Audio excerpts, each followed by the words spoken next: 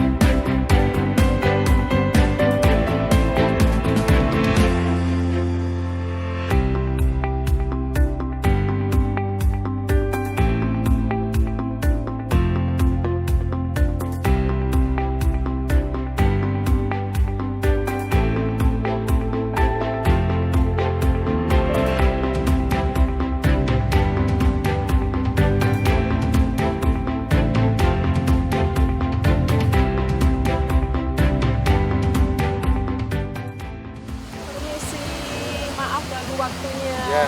Ini tadi saya sudah sempat jalan-jalan di area hutan ini. Ya, cuman saya penasaran kenapa ini namanya Coban Rambat dan apa yang memotivasi dengan adanya hutan dibikin semacam ini. Iya, terima kasih. Perkenalkan, nama saya Suwanto. Saya ditunjuk sebagai ketua Popdaru di sini. Untuk yang melatar belakangi adanya wisata ini, pertama dulu adalah dari Bapak Bupati, dulu ada program 100 kerja Pak Bupati. Kemudian beliau mengundang yang namanya konsultan pariwisata. Otomatis Desa Dompiong ditunjuk untuk mensukseskan program beliau. Nah, kenapa kok ini namanya Coban Rambat, Mbak? Coban Rambat itu karena Persani sendiri, coban namanya air terjun itu kan identik dengan ketinggiannya yang tinggi. Nah, untuk Coban Rambat sendiri ketinggiannya kan sekitar 7-8 meter lah. Tapi untuk yang ke atas itu sekitar 15-an meter dan landai. Masyarakat sekitar sini menunjuknya menyebutnya Coban Rambat. Nah, itu namanya Coban Rambat. Dan kami berdiri sekitar tahun 2016. Untuk pendiriannya itu diprakarsai dan Pak Kepala Desa, kemudian juga dari konsultan pariwisata beliau Pak Andi Yuwono, dulu adalah ketua lembaga desa wisata Asih Dewi. Selama ini mungkin karena ada pandemi, jadi ya pengunjung juga sepi, dan juga selama itu kami memperbaiki fasilitas yang mungkin masih rusak dan kita maksimalkan agar pengunjungnya banyak. Untuk kedepannya tentunya kami bisa pengunjung di sini juga lebih banyak, dan juga masyarakat di sini juga sadar akan adanya wisata, di mana hutan itu bukan untuk dikelola seperti biasanya, tapi juga bisa dimanfaatkan untuk pariwisata. Suatu misal seperti ini, dibuat semacam ground camp ataupun semacam gazebo-gazebo yang bisa nanti kita bisa menikmati udaranya di udara hutan, dan udaranya masih segar, masih alami gitu.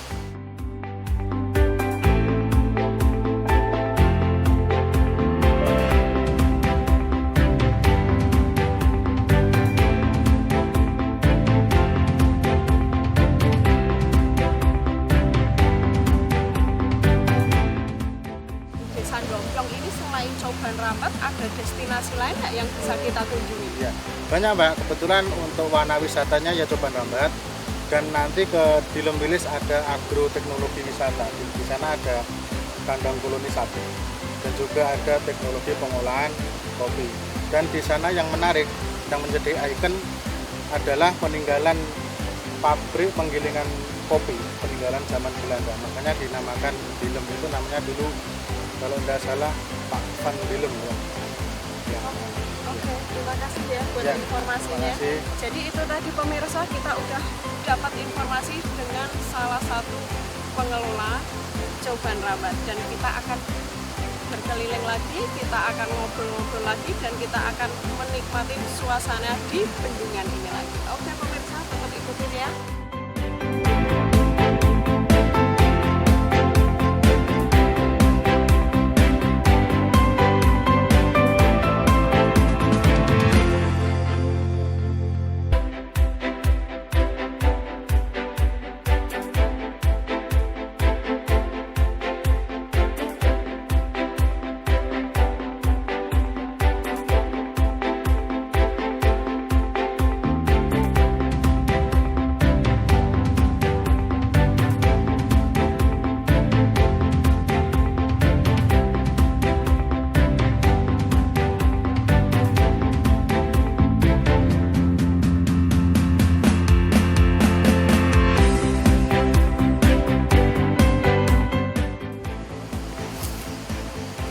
Pemirsa, kali ini saya sudah berada di Taman Pertanian Agroteknopark. Jadi di Taman Pertanian ini bisa disebut juga wisata edukasi pemirsa.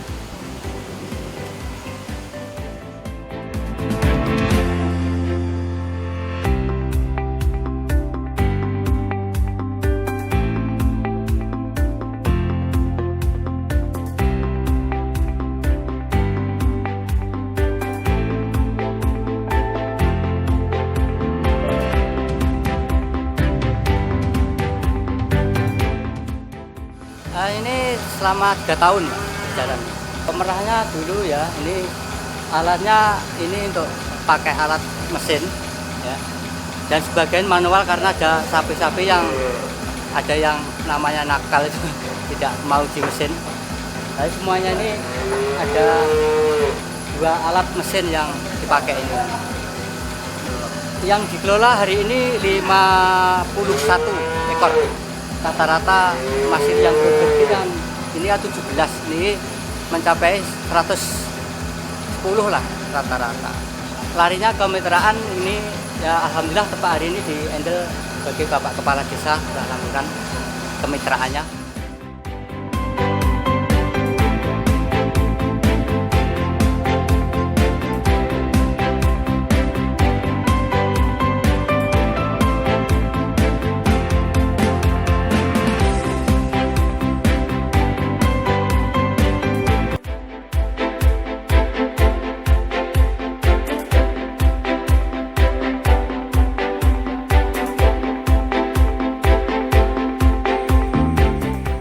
Selain memiliki Coban Rambat, Desa Dompiong juga menyuguhkan konsep kultur dan tourism heritage, yakni wisata budaya dan peningkatan sejarah. Di sini pemirsa dapat mengunjungi pabrik kopi Van Dilem yang merupakan pabrik kopi peninggalan Belanda yang berdiri di tengah perkebunan kopi seluas kurang lebih 40 hektar. Konon, pabrik kopi tersebut aktif pada masa tahun 1992 dan hingga saat ini setelah menjadi tempat wisata heritage, pabrik tersebut masih difungsikan untuk memproduksi kopi.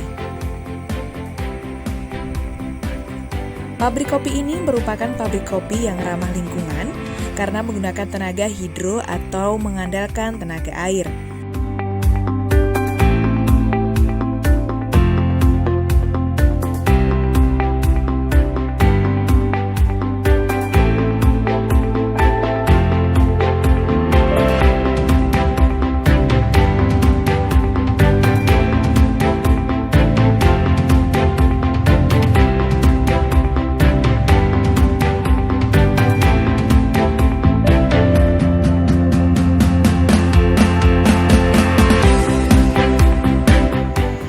Desa Dompiong.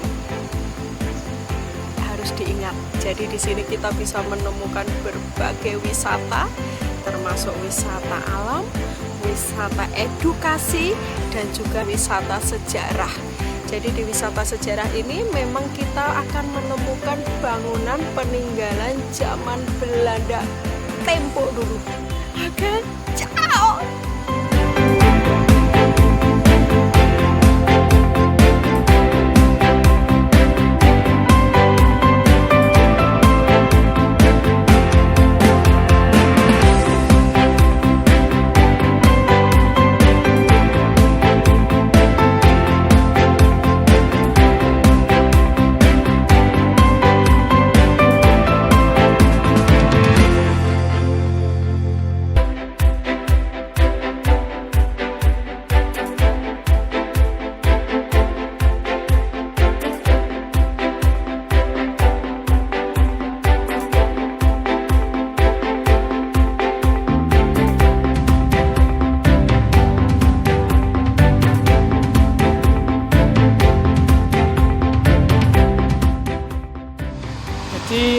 untuk lokasi di Nilem Wilis itu yang dikelola terutama adalah tanamannya adalah tanaman intinya adalah kopi dari jenis kopi robusta, dan itu sudah yang lama, sudah usianya sudah hampir sekitar 20 tahun untuk tanaman yang lama. Untuk tanaman kopi yang lama itu sekarang kurang lebih luasnya sekitar 5 hektar. Kemudian ada tanaman sampingan yang tanaman tahunan, lainnya adalah tanaman cengkeh.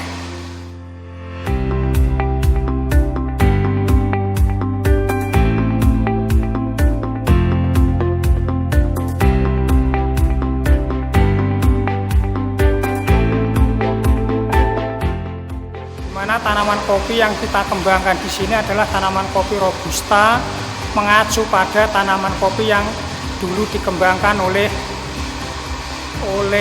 orang yang dari Belanda, yaitu yang bernama Mr. Nilem. Sehingga kebun yang ada di sini sampai saat ini dinamakan kebun Nilem Wilis karena dulu yang pertama kali mengelola di sini namanya adalah Mr. Nilem. Akhirnya sampai saat ini tetap dilestarikan, namanya adalah Nilem Wilis. Sehingga produk-produk utamanya yang di sini adalah kopi yang dikembangkan, yaitu kopi Nilem Wilis yang dulu dirintis oleh yang terhormat Bapak Bupati Emil pada saat masih memerintah di Kabupaten Trenggalek.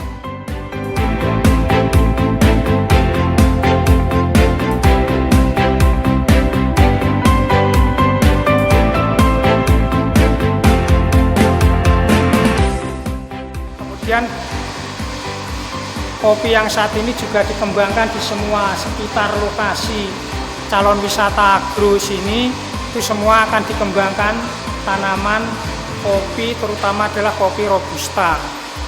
Kemudian untuk lokasi yang ada di sini, ini adalah lokasi pengolahan kopi. Pengolahan kopi diolah langsung, jadi kopi dari kebun itu semuanya diolah, diproses di sini, dipasarkan sudah dalam bentuk bubuk olahan. Untuk Nilem Wilis itu tidak memasarkan kopi dalam bentuk wash atau kopi yang belum diproses.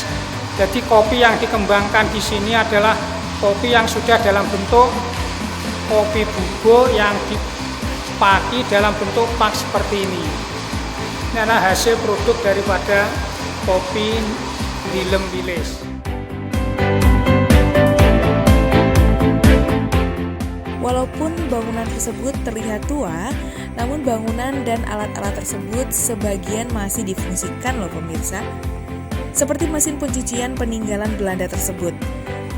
Mesin tersebut akan digunakan pada saat produksi berkapasitas besar. Dari sisi peninggalan yang bersejarah, di sini pemirsa juga dapat belajar tentang kopi. Mulai dari produksi kopi hingga menjadi bubuk kopi yang siap diseduh. Proses kopi sendiri juga memerlukan beberapa tahapan yang harus dilalui untuk menjadi kopi yang siap dikonsumsi. Proses pengolahan hilir atau yang biasa disebut pengolahan sekunder merupakan suatu proses pengolahan biji kopi kering menjadi bubuk atau kopi instan yang terdapat di sini. Hanya kopi dengan jenis robusta yang ditanam di ketinggian di bawah 1000 meter.